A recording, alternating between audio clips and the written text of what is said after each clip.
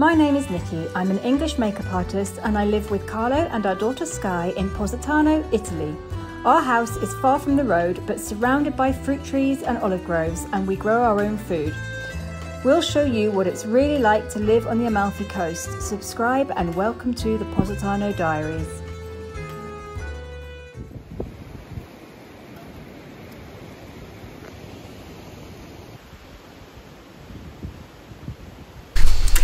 Welcome to a very windy day at home.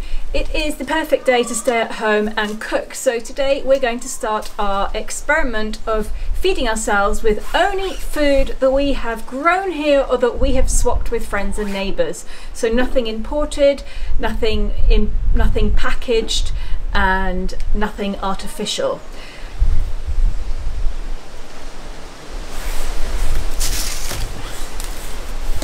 I've just noticed something very odd.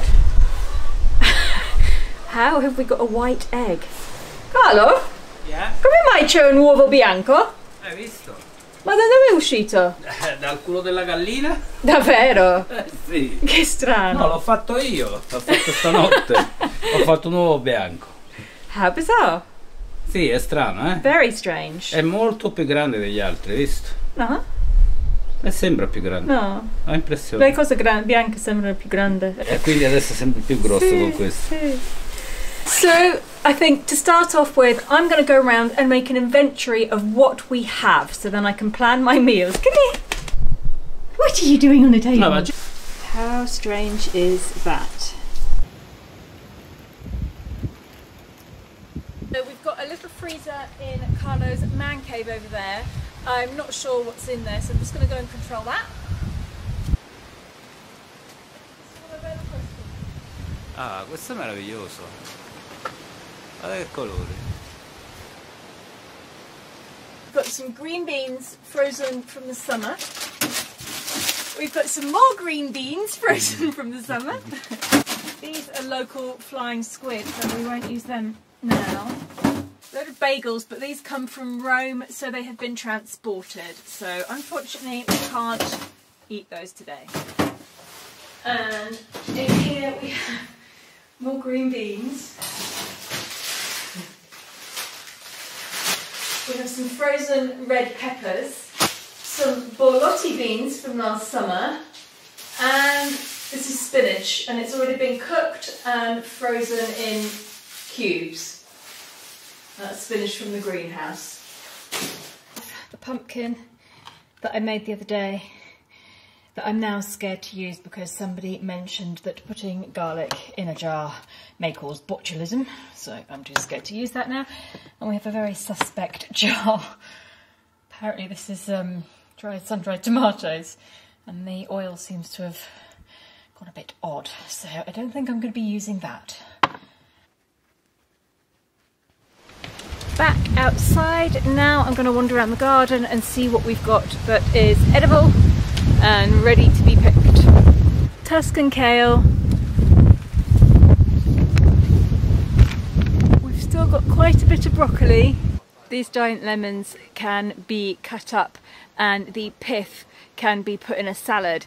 They're called bread lemons, and they used to be used when people didn't have any bread. They would literally eat the pith and they'd eat it with salt and olive oil or sugar. There's different ways you can use it. So that's something that if we get really desperate, we can eat.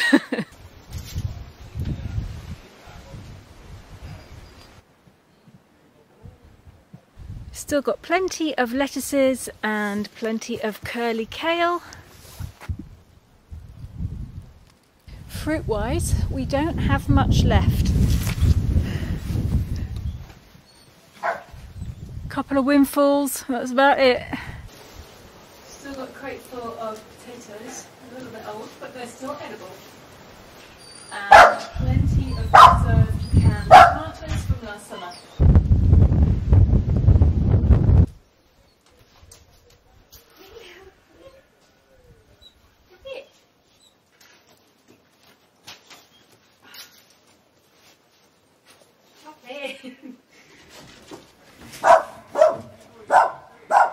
Herb and spices wise, we have plenty of chili peppers, We have, growing in the garden, rosemary, sage, thyme, oregano, all the usual stuff. Lemon balm, probably isn't any of that at the moment. Parsley, so we're good for all of that. I'm not gonna avoid using salt and pepper because that's just a necessity. We've got olive oil from our neighbours. We need to go into the larder.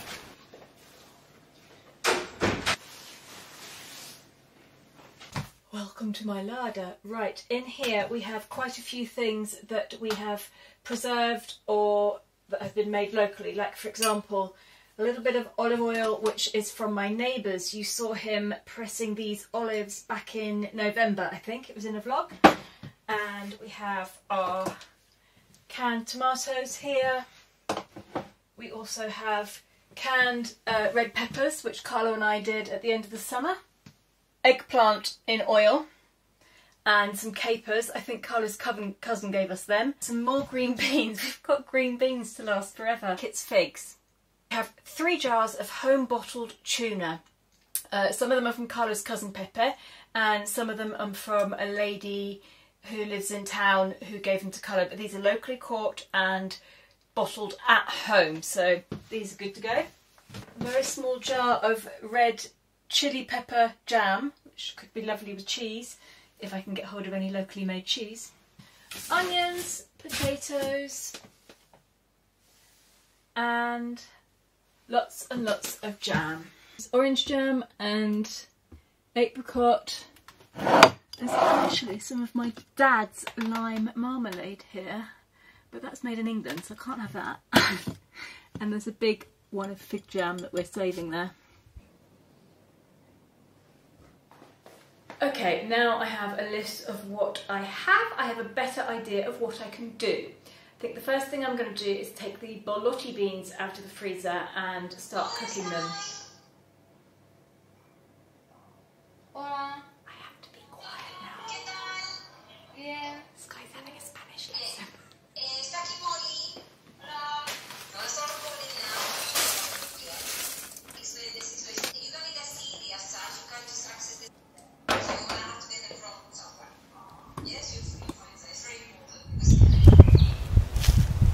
These Tuscan kale plants are a bit chewed on by the chickens, but the leaves are still good, most of them. So I'm just going to take some of these. Let's give some to the chickies. Ti piace? Sì.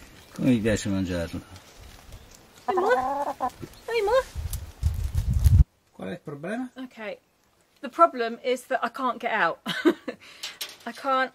It's come really stiff. È diventato duro, ho capito. Okay, but yeah, it's now. Of course, now it's working. But often in the morning, when I've got my hands full of eggs, I literally can't open it to get out, and I have to close it because it doesn't stay shut, and the chickens escape. Okay.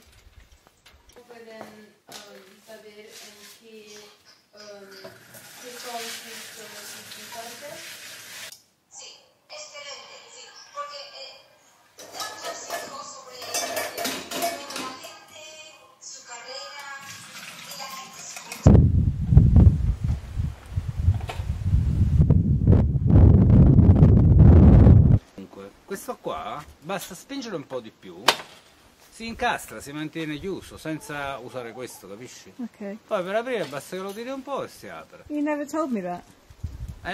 Ho sempre dimenticato di dirtelo, te lo dico adesso, dopo un anno. Te rompo. Can we just focus on your incredible footwear?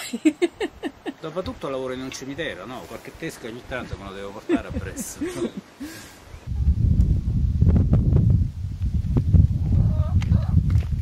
I was starting to prepare lunch and I've had to stop because Sky is having an online Spanish lesson at the moment and I don't want to disturb her, so I will finish cooking afterwards. Now, we had debated the idea of everybody choosing one ingredient or one thing that they couldn't do without. Like, for instance, flour would be a really great choice because then I could make my own pasta, and chocolate would be another great choice, and tea and coffee, that sort of thing. And we might implement that at some point because it just completely changes the amount of things that I can make. I'm already worrying because I've just got a feeling that the casserole that I'm going to make for lunch, which is going to be with bolotti beans, onions, kale, potato, canned tomatoes, I just don't think it's going to be filling enough for these men who are used to eating big plates of pasta every day at lunchtime. So I'm going to have a think about it, but for now I'm just going to half starve them. Sky has now finished her lesson, and while she was doing that I went into the other room and I did a bit of research on flour. Positano has got at least two Molino Verde? No. Due mulini Positano, no? C'era la mulino, quello a Mulini e quello a Arienzo, quello era un mulino, no? Ah. So Positano used to have two flour mills. Obviously nowadays neither of them are in existence anymore, there's just the ruins there. But I did a bit of research on local flour mills to see if there was any flour being produced locally, and it turns out that the flour that I already use is all very, very local. So they have their factory in Naples, Caputo, and they grow the grain in Avellino. So it's all in this region of Italy. So I'm going to permit myself to use flour in this experiment because this is literally the closest I could get to flour being produced here, and it's really not produced that far away. So I'm going to use it.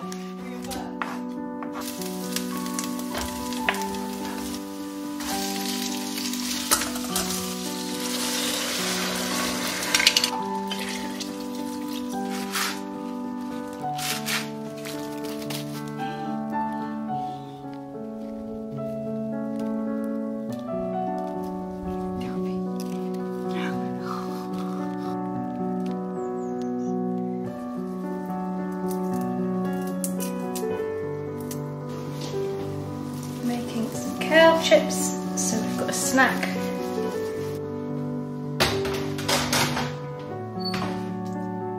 The problem with making kale chips is it's so addictive. I can't stop eating it. And I don't think there's going to be any left for anybody else.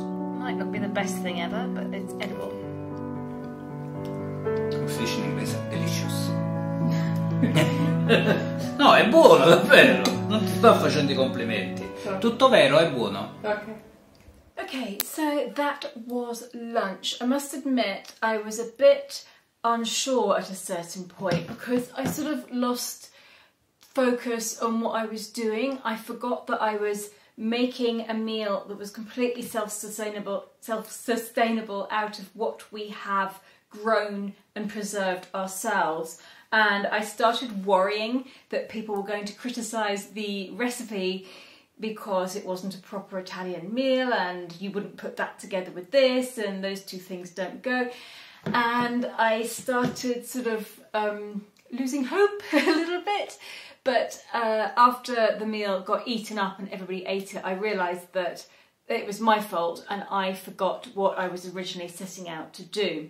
I'm not claiming to be a chef or a cook or an Italian food expert in any way whatsoever. I am just proving to myself that I can cook for a family of 4 people out of what we have in our garden and what is completely local. And that is what I did. So, mission accomplished.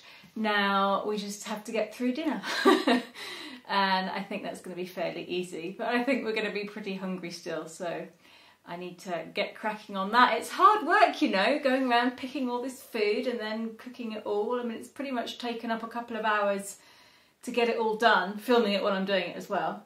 Anyhow, enough chat. I will see you later. Can you use the cat flap? No, it's not that way.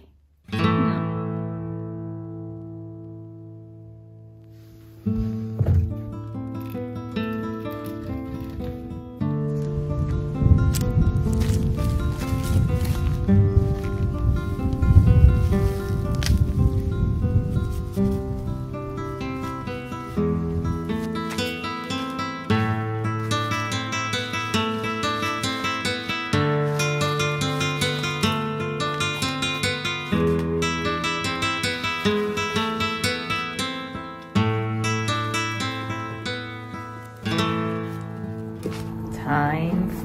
dinner.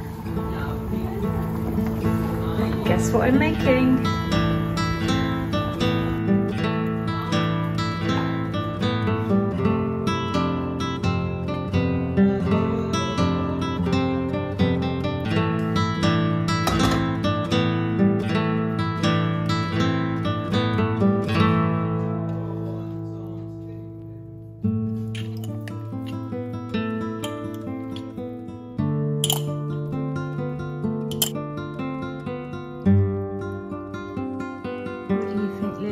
Does that look good?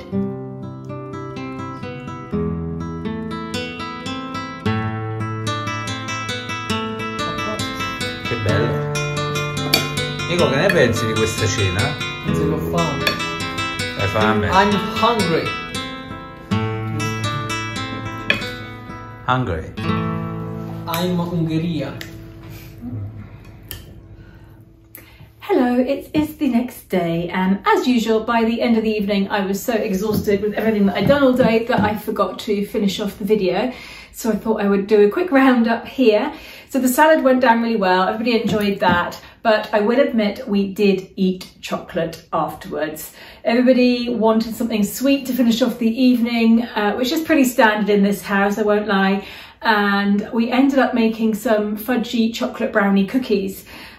With all sorts of ingredients from all sorts of places. So let's say the meals worked, but the desserts didn't. I think in the future, in the summer months, it'll be much easier because we'll have all sorts of fruits and we can make sweet things with those. But at the moment, the only fruits we got are a couple of old oranges left lying around. So yes, that went fairly well. And I think now I'm much more aware of what we are eating and where it comes from. I think I'll be implementing a lot of, 0 kilometre food into our diet more than I have been, and I will be doing a bit more research into where our food is coming from. And I will continue once a month to do a dedicated video on this subject where I will try and make us eat only from what we are growing and what we can swap with other people. Thank you very much for watching. I hope you enjoyed this fun experiment.